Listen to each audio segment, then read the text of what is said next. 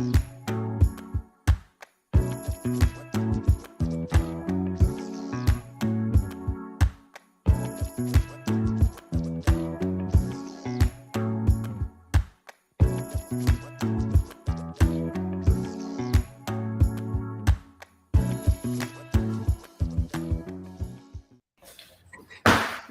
morning, social media family. Good afternoon, wherever you are in the country or in the world. Thanks for joining us for another edition of Conversations with Chris, where I'm Chris. I have conversations with interesting people that I think have ideas and things to share with the rest of you. So today we have the one and only Ryan Brown. Ryan's the branch manager for CrossCountry Mortgage. They've been rated #1 lender in Palm Beach County for 2 years in a row, or 2 years in a row, yeah.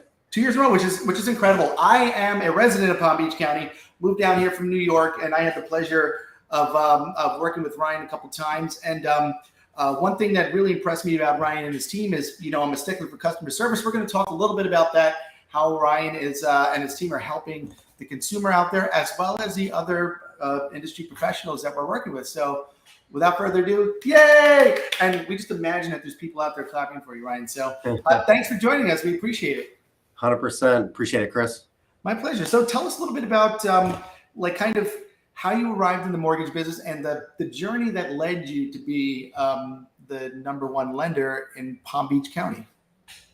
Cool. Yeah. So I've been doing loans for about 20 years now. And I was in a different industry before, and my job was actually to call on the mortgage companies and to get their business. I was in the title world before. And after meeting a bunch of mortgage guys and girls and learning more about the business, I was like, man, if they can do it, I can do it. So that was kind of my driving force, and got into the business 20 years ago. The rest is history. That's awesome. And so you had a little bit of background information on what it meant to be in the mortgage business, and what attracted you to it, and what do you think, hey, me getting into it, how am I going to bring my Ryan-ness to the table? What's going to be different about the mortgage business about me getting into it? What was your vision back then? I just think I have the best job in the world.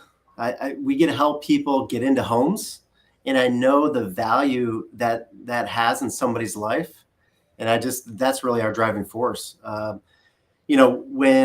When I first got into the business, I bought my first house, and I bought it for about $150,000 at the time. At the time, I was like, man, I don't know if I can make this payment. It's $1,200 a month. I was like renting for like $1,000. I was like, man, I don't know if I can handle it. So I got a couple roommates, rented out the rooms. And so it only cost me maybe $400 a month, but it's still, I was nervous about it. But the beautiful thing about that is I fixed up that house, and 2 years later, it was worth about $200,000. And I was able to pull a line of credit on the house. I pulled out about $50,000, and that's about how much I needed to start a mortgage company. And I used that to start my business. And that's literally how I started my first mortgage company back in 2005.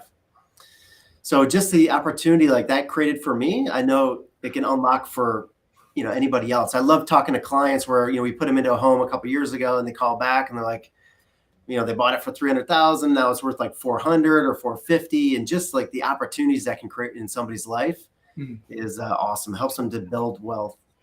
That's awesome. I'm convinced that, I don't own stocks and stuff like that. I'm a real estate guy, and I'm convinced that real estate is really the best vehicle to accumulate wealth as a normal person in this country. It's the biggest opportunity in front of us. And like so many people, and I love how you shared that story. You know what? I wasn't going to save up 50 grand. It's hard enough to go into a bank and borrow 50,000 to open up a mortgage company, but you knew that's what you needed. Then the real estate just did the work for you, right? The heavy lifting. You built some equity. You did a little bit of work. Then you cashed in, started your business, and that's inexpensive money typically to borrow, right? So when you're borrowing against your house. Yeah, that's right. So right nowadays, there's a lot of talk about what's going on with the interest rates and home affordability. Just if there's something, and by the way, guys, we're live with Ryan. If you want to ask a question, you can just pop it right down there in the comments, and we'll throw it up here. We'll ask him live. If not, if you ask afterwards, I'm sure he'll still get back to you either way. So what from your perspective and from your side of the curtain, what's happening with the interest rates? What are you seeing? What are you seeing happening with the dynamic between buyers and sellers in the market, and the rise in interest rates and home affordability kind of decreasing? Yeah, so I mean, we kind of have this. We're in this strange spot in the market where you still have sellers that want to get top dollar for their homes, and then you have buyers that want a deal. And at the same time, those buyers' rates are going up, so affordability is going down, payments are going up. So we're kind of in this weird market where buyers and sellers are feeling themselves out. But they're starting to now meet in the middle. Sellers getting more realistic about the price of their home. Buyers are getting more realistic about, instead of offering them, 20% below, maybe they're asking for some concessions, or they're coming right in there. I mean, for the most part, if a house is priced right, it's selling. And a lot of times there's multiple offers still. Yeah. So I think the market's softening a little bit. I don't think we're going to see like a housing crash or anything like that. That's not going to happen. If you just look at the data, like unemployment right now is at 3.7. So full employment is considered 3.5 to 3.7. And we're at full employment. Yeah. So typically, if you have a housing crash, you're going to have employment issues where you have a lot of people unemployed and not able to make their mortgage payments. Not only that, but the people that are in homes right now have super low interest rates. I mean, rates have been historic low for the last, 5 years, and last couple of years just really, really low. So people are in a great position where if they don't have to move, it's not a big deal. If the value of the home goes down 10%, it's not a big deal. It's nothing like it was like in 2007, 8, 9, 10. It wasn't like anything like that period. We're going to see a little bit of a softening. Rates are going up, but they're going to come back down. Rates go up and go down. When I got in the business, we were selling 7% interest rates, basically where we're at today. So, everything's cyclical. They go up, they go down. Yeah, I got into the business in right after 9/11, right in New York City, and interest rates were about 7%, and it was super low at the time. And there was a buying frenzy back then. I mean, I think I bought my house with my first house there with a 7% interest rate. It's interesting because the combination of things we're seeing now, where prices are high, then interest rates are going up, then also, but people have equity. So it's people have equity. There's not so many of these kind of subprime loans that we saw, like the 106% financing and stuff that caused a lot of people to be upside down, that caused a crash. I mean, I love it when people, with the doom and gloom, oh, get ready for a crash. I'm like, I've seen this. I'm in the business. There's not going to be a crash. Relax. You just have to have too many people that are upside down in their mortgages, that are unemployed, that can't afford their payments. So it's like, really, it's not a crash. It's just kind of like a little plateau, right? Now you're going to have sellers that need to move and they need to make deals. I know I'm talking to a lot of my clients, and I know you guys are hip to this. I mean, a lot of your business is realtor centric, right? You do a lot of business with the local realtors, right? Yep. And so one of the things that we're talking about is kind of for them to have a conversation with their sellers and saying a buyer only cares about what their monthly payment is. So are there ways that we can help the buyer's monthly payment become more affordable? And I know that you guys have, there's certain programs that we have right now that are coming out to kind of make that payment, affordable for a couple of years. These arms are coming back. And then also the ability for a homeowner to offer to buy down an interest rate. And I know a lot of the builders are doing this right now. D.R. Horton, I think they're offering, like a 4 or 5% interest rate. And we know what's going on in the back end. We're talking about a rate buy down. So what kind of programs and things exist right now for the buyer that can help them, that they should know, like knowledge you want them to have that would make them say, you know what, maybe I can afford to get into a home. And also for the sellers out there to know what strategies exist for them. And of course, we want the realtors to know what you guys are doing too. So what are some things that exist out there right now? Yeah. So, I mean, one of the biggest things that we know is that the odds are rates are going to come down. Fannie Mae just released some guidance stating that their forecast for next year, towards the end of next year, is going to be in the mid 4s for mortgage rates. The rates now have peaked, they're probably right around like 7%. Mm-hmm. And they're probably going to continue to go up towards the end of this year because inflation readings are still either at the same or they're going up. Once they start coming down, you'll start to see mortgage rates come down. But right now, rates are high. We know they're going to come down. So if we're having a conversation, a consultation with a client, we got to talk about that strategy. So number one, we don't want to pay a ton of points right now out of the buyer's pocket because we know they're going to refinance within a year or two. So if you're going to pay, say, 2% or 2 points on a loan, or maybe 10 grand in costs on a $500,000 loan out of your pocket, like, does that make sense to necessarily buy down your rate if we know we're going to refinance you in a year or two? No, it doesn't make sense. So we got to keep the money out of your pocket as low as possible, number one. But number two, is there strategies where we can maybe get the seller to do something where we can get an artificially low rate for the next 2 years. And so that's the conversation that we're having. And we do that through what's called a 2-1 buy down strategy. And basically in this situation, we ask the seller for a concession. Just an example, like on a $500,000 house, we would need to get roughly about a $13,000 concession from the seller. What we'll do is we'll apply that to buy down the interest on the loan for our client for the next 2 years. So let's just say rates today are 6.875. For the first year, the rate will be 4.875. Next, the following year would be 5.875. And then the third year would go back to their normal note rate for the remaining 28 years of the loan. Now, we would do that because they would save $700 a month year one. Yeah. So they have a nice low payment, gets them into the house, gets them comfortable. The odds are we're probably going to be doing a refinance within the next year. We would refinance out of that note and into a lower note for the total 30 years. So it's like a little triage strategy where we can get somebody into a house, get them a lower payment. It makes a lot of sense. And the money's not coming from the buyer's pocket. Yeah, that's fair. And quite often, and I like how you mentioned the seller's concession. I mean, so that's, for those of you that are not familiar with the lingo, that's kind of getting permission from the seller to add further financing onto the purchase of a house. So if you're buying a house for 400 and you need that extra 15, your mortgage actually says 415, what you're purchasing the house for, but you're still purchasing the house for 400. On the other side of that is it's being able to, as a real estate professional, being able to market that home that way. When you know something like this exists, you're going to increase your odds, your chances of selling it, your eyeballs on it, right? Because if you're in a certain neighborhood and the average buyer in this neighborhood is looking for a $2,500 a month mortgage payment, but based on the interest rates of the purchase price, it's looking like you're going to have a $3,200 a month payment. This is a great strategy to say, hey, how would you like to be able to get into this home and make your payment $2,500 a month? Because that's really what the buyer cares about. I think there's so many scared people, and I think it's our job as professionals to get the word out there. So that's called what's the technical term that you guys have that's called for that program? The 2-1 buy down strategy. Yeah, it's a good way. Like if you have a seller, instead of the seller saying, listen, let's drop the price $25,000 on the list price.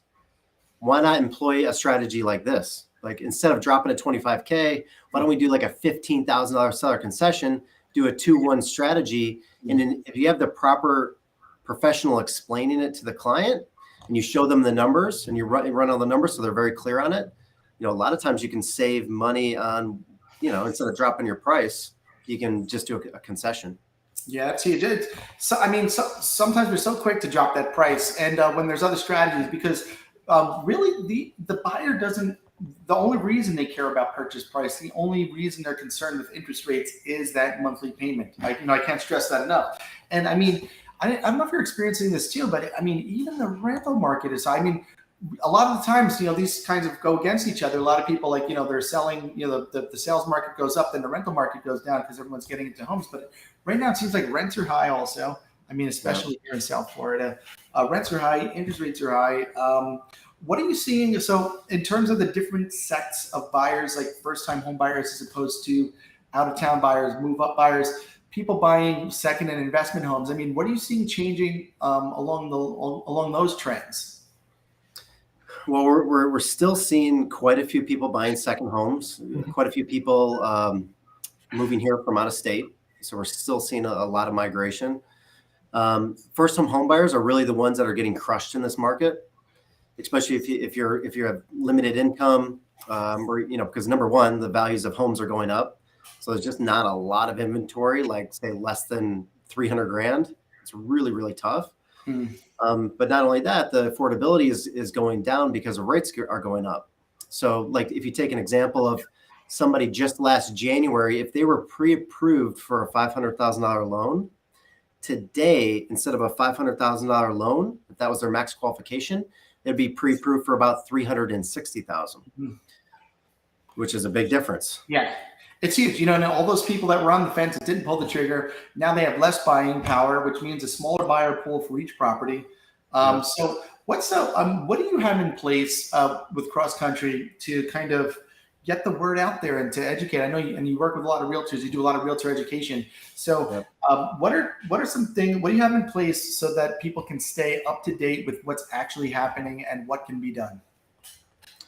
Yeah, so we do a lot of I do a lot of events. I just did a big realtor event at the DoubleTree in Palm Beach Gardens. We had about 100 agents there. Mhm. Breaking down, I brought in one of the top appraisers, and we just kind of broke down appraisal reports, how appraisals are viewed, how to read an appraisal report, also what's going on in the market, how you can analyze data yourself, Hmm. just through Flex MLS. Like, what charts can you read, and just so you can give more value to your sellers and to your buyers. Hmm. We also gave strategies on how to rebuttal appraisal reports. So we do a lot of education through that. I also do a lot of like videos on social and that. We're just educating on everything from, condos to strategies like we just talked about on the 2-1 buy down, different loan products. There's some niche kind of program products that are coming out. Hmm. It's an ever changing environment. I just think for right now, like, you just got to work very well with your realtor partners. Like Yeah. we're a team and we just got to work on strategy. So if you have a listing, okay, how can we strategize to come up with a solution? Maybe through a buy down strategy, or if we're working with buyers, how do we really come up with a strategic solution that works for the client that's going to help them get into a home? Yeah, it starts knowledge, right? And it's a lot of that what we're talking about right now is like as we're getting into the next year with things changing, is everybody on the same page? Who's in your box, right? Who's your team of professionals and experts that are singing the same song, speaking the same language, that are getting that Right. message out there? Because if you're not getting it out there, if you're not interpreting this to your tribe, to your clientele, and you're not armed with your army of experts, you're at the mercy for them to get it from somewhere else, and you might just not like the news that they have. And it is a case by case basis. It's the sky is not falling. For some people, it is. And I mean, I also hate, people used to say, "Oh, you're in real estate. How's the market?" We've all kind of attended that old school training and says, "Well, it's always a good time to buy or sell real estate." No, it's not. It depends on who you are, what situation you're in. But I think, and what I always tell people is, the good news is the long term. You'll always make out in the long run if you hang on. I mean, the same thing. People hanging on with the stock market. People in the stock industry will tell you the same thing. Look at the long term. If you can hang on for the long term. But what do you think the biggest opportunity right now is, based on what you see with the market? If what would be, who's the ideal client that should have a conversation with you, that might not be having a conversation with you? Yeah, I mean, I think anybody who's renting or you're thinking about buying in the next year, I think now is the time to start having conversations, make sure all your ducks in a row, have a lender take a look at your financials. Tax season's coming up in January. So if you're self-employed, what do you need to show as net income in order to qualify for something? Start preparing now, because number one, you should buy a house if you're renting. Because just like I told my story, it'll change your life. It's a way to build wealth instead of just shucking the money away in the IRA or 401k. So that's number one. Number two, I think anybody who is potentially looking at investing in real estate, now would be the time to start putting numbers together. Maybe it's not quite the time to buy, but I think over the next 6 months to a year, we're going to see some opportunities. And if you're prepared and you know your numbers and you know what type of property you want, then it's going to be a great time to pick up some real estate at a discount. Maybe somebody needs to sell, maybe there's some other situations going on, but I think we're going to be able to find some stuff on sale, and it'll be a good time to pick up some stuff, either as a rental or an Airbnb. But now's the time to really start running numbers, get your ducks in a row, be prepared for next year to get into the real estate game. Yeah, it comes down to being prepared, right? Because you don't want to decide you want to do something, then come across the deal and then say, "Oh my God!" Then start running all the numbers and figuring out Right. what you qualify for, what numbers make sense. And I know I've been talking to a lot of my realtor clients about just that, doing first-time investor workshops. I'm like, you have a lot of people. My interest rate here in my house is less than 3%, right? So are we going to refinance that? No. But does that mean that I can't tap into my dormant equity? It doesn't. So I'm telling all the realtor clients, are like, well, everyone out there, they're happy, they're not making a move. I'm like, but they're sitting on a bunch of dormant equity, and that's the perfect client to talk to that shouldn't care about the interest rate. Because if you take out a loan at 10%, which is high, and you invested into something that's giving you a 20% return, that sounds like 10% in your pocket just for moving money from one place to another, right? So like I know we were talking to Rakonda about this. She had a really successful first-time homebuyer workshop and about putting these investor workshops together, reaching out to your homeowners and saying, hey, while everything is mellow right now and you have the time to learn and research and sharpen your axe, why don't you look into how much dormant equity are you sitting on? What's the price of accessing that money, meaning the interest rate? So if you know you have a $500,000 house, you owe 100 on your mortgage. Yeah, your interest rate might be 3%, but can you tap into that 400 and buy something else? Even at what you might consider a high interest rate, rents are high right now, Airbnbs, all that kind of stuff. So, I encourage you to talk to your real estate professional, reach out to Ryan and his team, and have these conversations. Don't be scared of it. And then stop with everybody in America, oh, I can't wait to pay my house off. You're missing a big opportunity if your house is paid for. I mean, look, I'm going to make sure that like when I'm no longer on this planet, I'm probably going to leave a mortgage behind because I'm always tapping into that equity to invest in things, right? Just like you started your business. There's such a thing. I think there's like a stigma. Everybody wants to be debt free and pay their house off. And this is a good kind of debt. It's an opportunity for people to be investors, start businesses, do the things they wanted to do.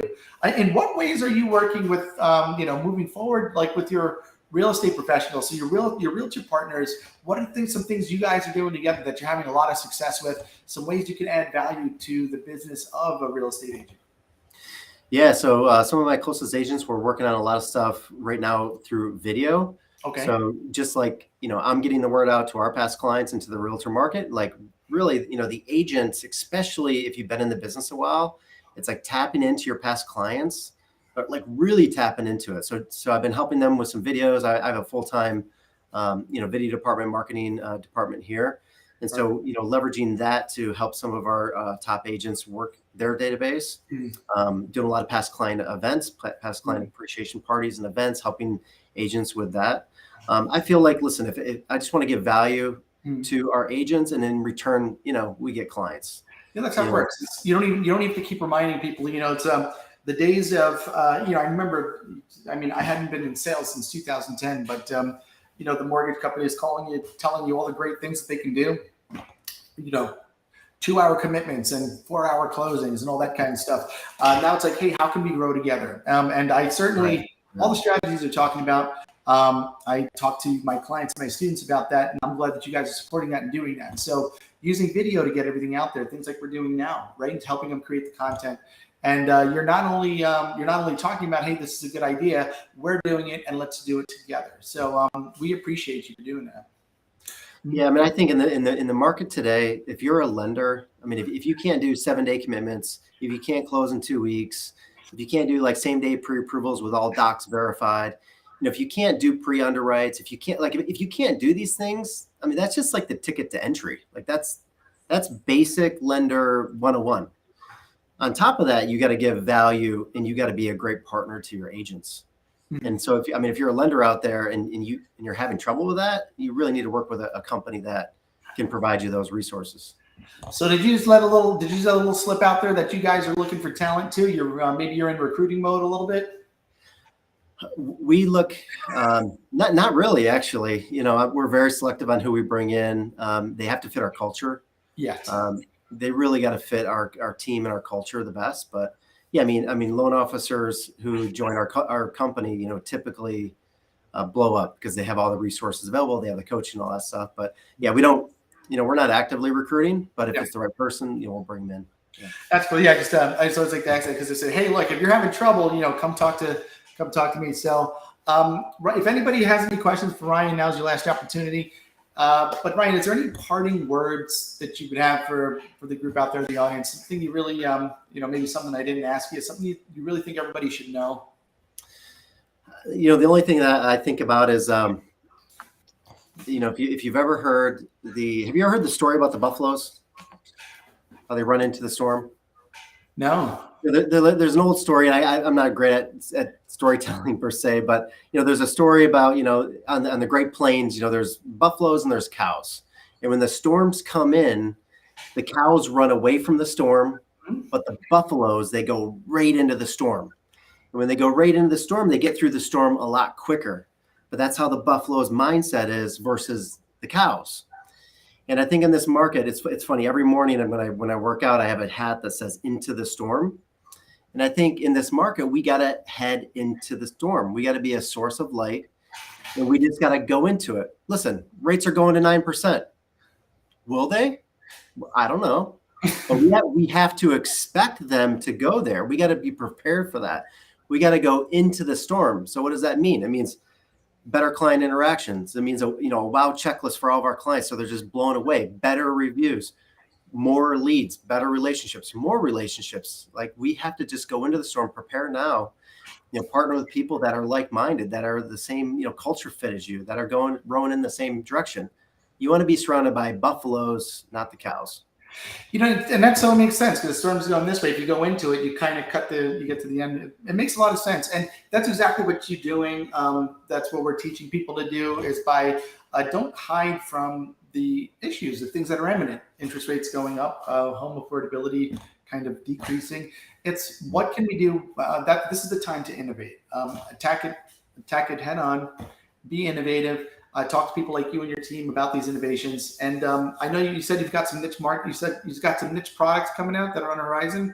Do you anticipate that kind of being able to help with this whole situation? Yeah, like the 2-1 buy downs, I think will be more prevalent. And then, of course, anytime we go through market changes, you always see innovation. So it'll be interesting to see kind of how the lending community overall innovates over the next 3 to 6 months. That's awesome. Sounds great. So if nobody has any questions for Ryan, we just want to thank you for coming today and sharing your wisdom. Wait, somebody's here. What do we got? Oh, somebody Facebook user. We don't know who you are. Great talk, guys. Thanks. We appreciate you, whoever you are. But we'll see you out there in the virtual world. If you are looking to purchase or perhaps refinance or tap into that dormant equity, you can contact Ryan and his team. And also, if you're a realtor looking for a great mortgage partner, I think you guys check all the boxes for somebody that, certainly that I would tell my clients, work with this team. Their customer service is good. They got a lot of tools and resources at your disposal. So, but thanks for joining us today. Absolutely, Chris. I appreciate it. All right. Peace out, everybody.